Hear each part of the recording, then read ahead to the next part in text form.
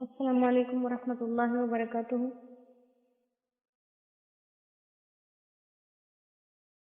الحمد للہ الحمد للہ کفا وسلام علی عبادہ الذین اصطفى اما بعد فقد قال اللہ تبارک وتعالی فی کلامہ المجید والفرقان الحمید اعوذ باللہ من الشیطان الرجیم بسم اللہ الرحمن الرحیم وَلَقَدْ يَسَّرْنَا الْقُرْآنَ لِلذِّكْرِ فَهَلْ مِن مُّدَّكِرٍ وقال النبي صلى الله عليه وسلم خيركم من تعلم القرآن وعلمه أو كما قال عليه الصلاة والسلام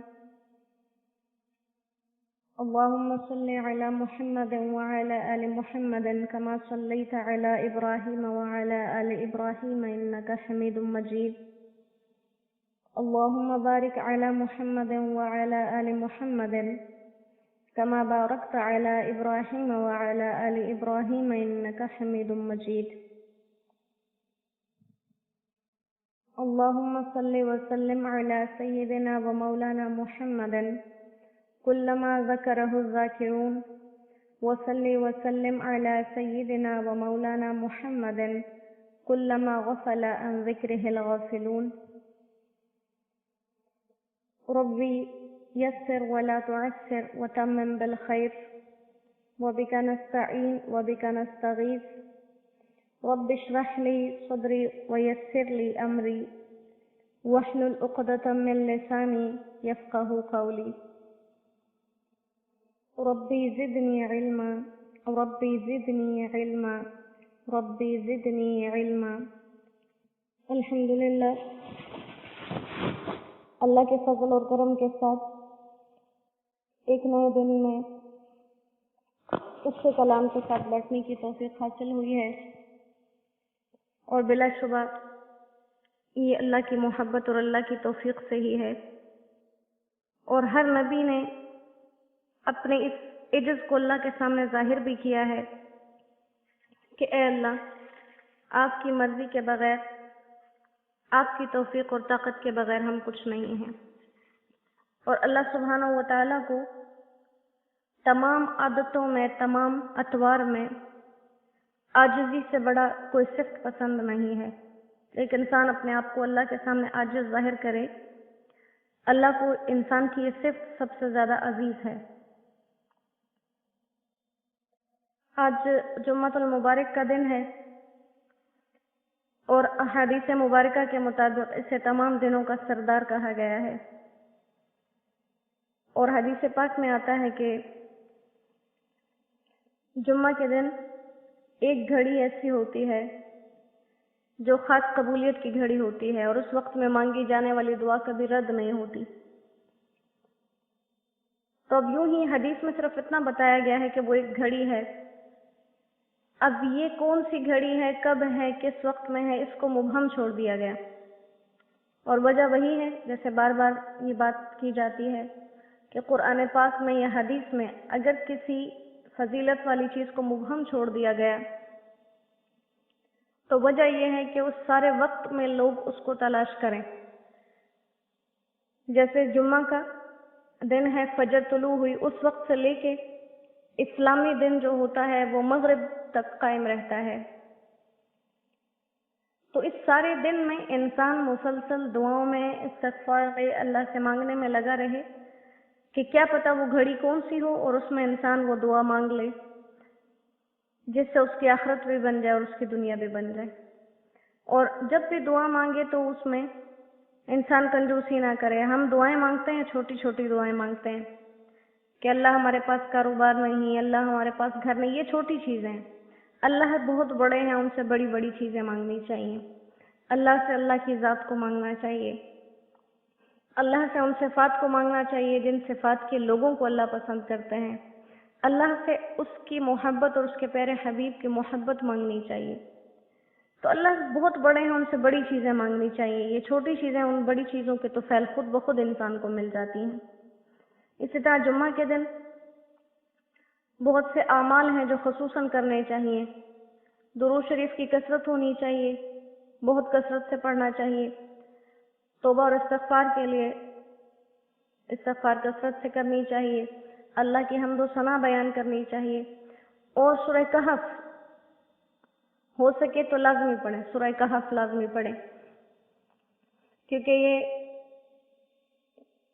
हुज़ूर सल्लल्लाहु अलैहि वसल्लम की पाक हदीस का मफ़हूम है। आपने सहाबा कराम से फरमाया कि मुझसे पहले जितने अम्बिया गुजरे, हदीस पाक का मफ़हूम है, अल्लाह का निर्देश मुआफ़ फरमाए, कि मुझसे पहले जितने अम्बिया गुजरे उन सब ने अपनी उम्मतों को दज्जाल से डराया है, और मैं भी तुम्हें उससे डराता हूँ।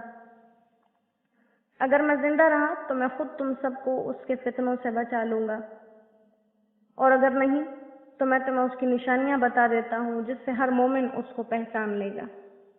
फिर आपने दज्जाल की निशानी बताई कि उसकी एक आंख जो है वो उभरी हुई होगी, आम नॉर्मल लोगों जैसे उसकी दोनों आंखें नहीं होंगी। बाद लोग समझते हैं कि दज्जाल की एक ही आंख होगी, बाद कहते हैं 3 आंखें होंगी। नहीं, आंखें तो 2 होंगी, एक आंख में नक्स होगा, कमी होगी, और वो कमी क्या है कि वो उभरी हुई होगी बाहर की तरफ, जैसे अंगूर का दाना उभरा हुआ होता है।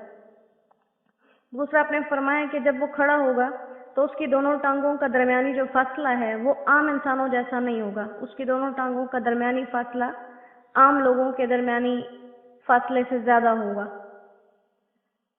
और आपने फरमाया जो कामिल मोमिन है वो उसको देखते ही पहचान लेंगे, क्योंकि उसके माथे पे काफ, फा और रा लिखा होगा, यानी कि अरबी में कफर बन जाता है और उर्दू में उसका तर्जुमा क्या है कि काफिर, ये काफिर है। अब ये निशानियां देखने के लिए शर्त लगाई है ईमान की, और साथ साथ और बहुत सी अहादीस में ये बताया कि सूरह कहफ पढ़ने वाले लोग दज्जाल के फितनों से महफूज रहेंगे, क्योंकि सूरह कहफ जिन नौजवानों के बारे में आई थी वो अपने दौर के फितने से टकराए थे और उन्होंने उस पर फितन जो है वो काम को छोड़कर एक अल्लाह सुब्हानहू व तआला की इबादत को अपना लिया था। तो इसमें हर फितने से, लिहाजा मुसलमानों को किसी कदम पर घबराने की जरूरत नहीं है अगर वो अल्लाह की मानने वाले हैं और अपनी शरीयत के पाबंद हैं, क्योंकि अल्लाह ने हमें इतनी मजबूत शरीयत दी है।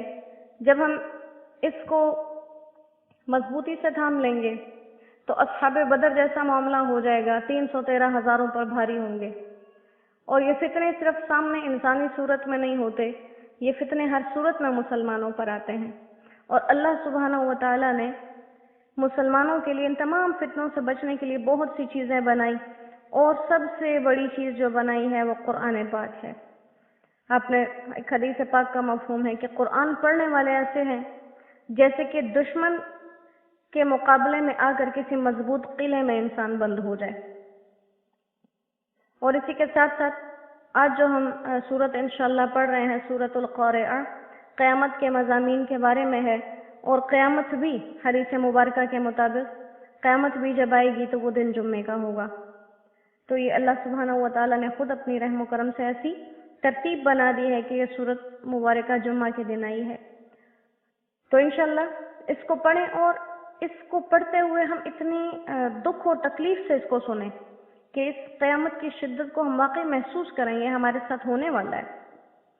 पहले हालात दुनिया के जैसे भी थे, इंसान की तवज्जो किसी चीज पर नहीं जाती थी, लेकिन मौजूदा दौर में हम जिन हालात से गुजर रहे हैं ये बिल्कुल एक सख्त और शिद्दत वाली कैफियत है। इंसान हर तरफ से अपने आप को आजिज और बेबस महसूस कर रहे हैं। तो इंशाअल्लाह इनको पढ़ें। और गुज़श्ता लोगों में असलाफ के बारे में, कितने लोगों के बारे में कहा जाता है सहाबा कराम के दौर से लेकर, कि उनके सामने जब सूरतुल क़ारिआ पढ़ी जाती थी तो कितने ही लोग होते थे जो जिनकी इस सूरत को सुनकर शिद्दत से जान निकल जाती थी जिस्मों से, वो हकीकतन दुनिया से चले जाते थे, उन्हें ये सूरत इतनी शदीद लगती थी। तो अल्लाह सुब्हानहू व तआला हमें क़यामत से पहले क़यामत की तैयारियां करने वाला बना दे, और अल्लाह हमें दुनिया और आखिरत में कामयाब लोगों की फहरिस्त में रखे, नाकाम लोगों की फहरिस्त से अल्लाह हमें निकाल ले।